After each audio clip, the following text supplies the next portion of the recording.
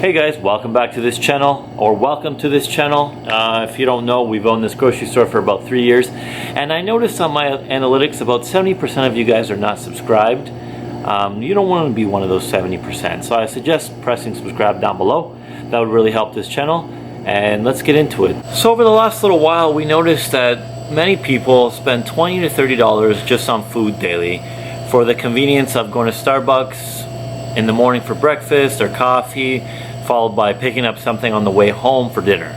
And that just isn't financially feasible when you add it up at the end of the month. You know, $30 a day, $20 a day can be between $400 and $600 a month just on food. That's crazy when you look at your expenses compared to your income. And, you know, after taxes and everything, that becomes a huge expense that you don't even notice that's coming out of your account because it's day to day and it's just something that you need. But there's a better way, and that's why we're here to show you that better way. So coffee is everyone's favorite morning drink, okay? It doesn't even really feel like you should be making your coffee at home anymore. You know, you have Tim Hortons, Starbucks, all the coffee shops, and unfortunately, you know, you're spending $4 to $5 a day on a latte or a cappuccino, whatever it may be, and you can make that same cup of coffee with a good coffee machine that will end up paying for itself after a little while, because if you're having it every single day, a cup of coffee literally can cost you 60 to 70 cents. And I'm not saying buy the cheapest coffee around. You can buy a nice bag of somebody's locally roasted coffee and it will still end up being less than $1 a day that you make it yourself, and you can take it to go just as easily. But that convenience is where it kills us. We always want something done quick through the drive-thru, and it ends up costing $5 a day. And at the end of the week, guess what you're at? 5-day work week times 5, 25 bucks. You're already in almost to your $40 food budget. So just that consideration, you know, if you can cut out a coffee even every single day, save yourself $5 every single day. And, you know, like I said, sometimes I'd like to sell 100 coffees here a day, but for my viewers, the financially frugal ones, just think of that as an inside scoop that nobody else in this store gets but you guys.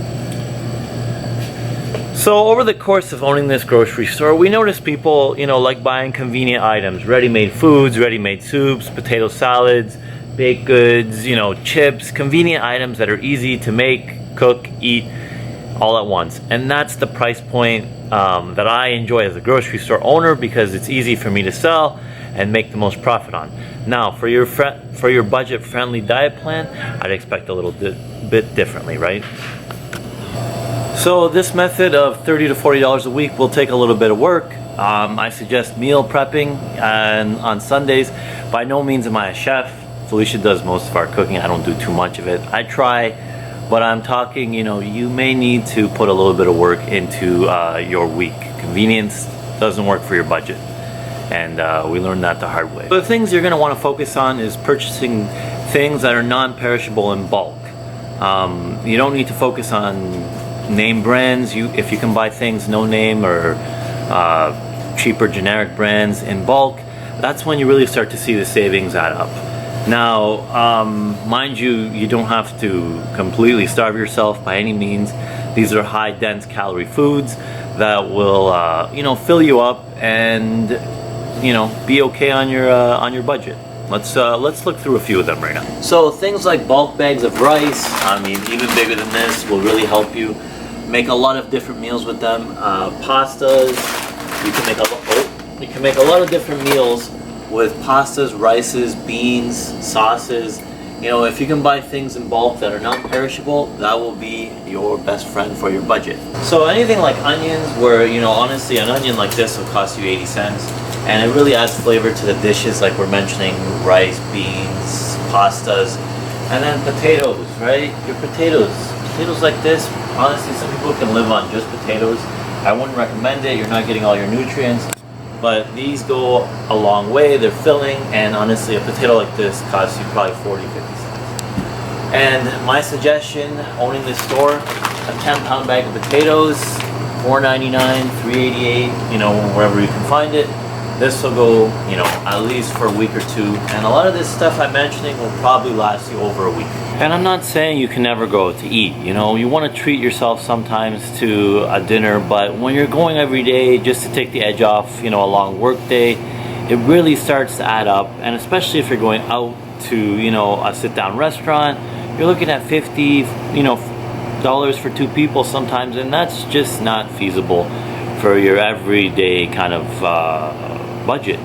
This is why this is a long-term option. I think a lot of different meals can be created with, you know, things you can buy at your grocery store in bulk, and I can show you some options as well. You know, that's kind of what we do here. We display everything in one big room, and we try to sell it at a reasonable price for me and the customer.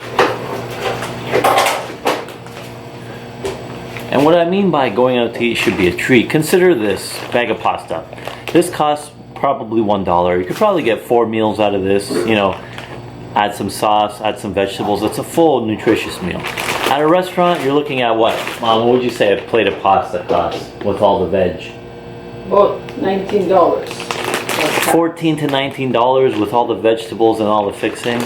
That's one meal that you went out for, but actually it's the same pasta. There's most restaurants aren't making their own fresh pasta. They're opening up a bag of this, boiling it just like you would at home, and the costs are maybe 4 or 5 times the amount you can make it for at home. This is just one example, and you know, pasta can be made 10 minutes. Doesn't take too much effort. With some sauce, you can make your own, or buy another canned sauce or a jarred sauce for $2 to $3.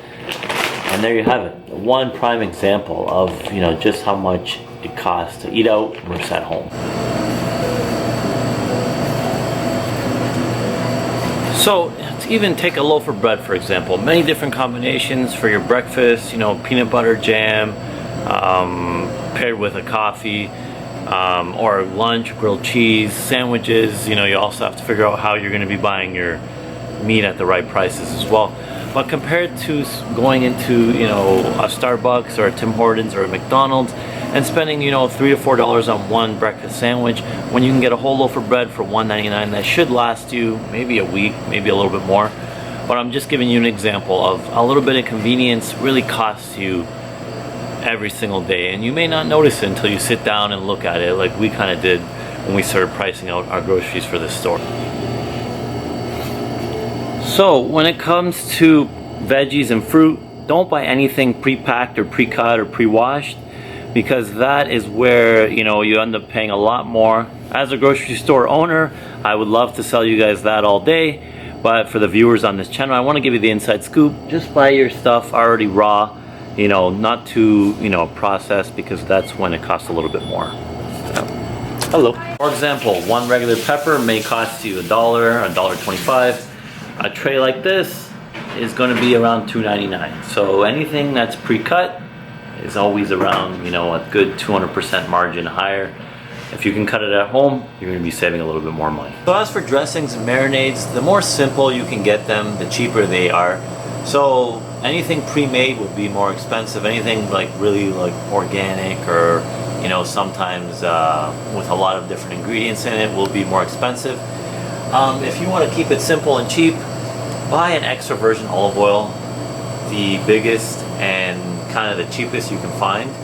Usually those oils are very, very similar. You end up just paying for the brand names, or, you know, where they come from, or if it's cold pressed. And you can match it with a vinegar. Vinegar is always really, really cheap, and these two will last you forever. They can do a lot of different things for all of your dishes, such as, you know, salads, marinades for steaks, things like that. And then your usual salt and pepper. Also try to buy that in bulk, 3-4 pound bags. That stuff never goes bad. This stuff never goes bad. And that's exactly what you can do to dress up any dish. So these are not the end all and be all tips to getting your food budget down. And, you know, obviously with more people, like if you have a family with kids, you're going to be spending more than $40 a week. But I'm saying in general, these are the kind of the tips that we used to really see how much food we were kind of taking from our store week to week.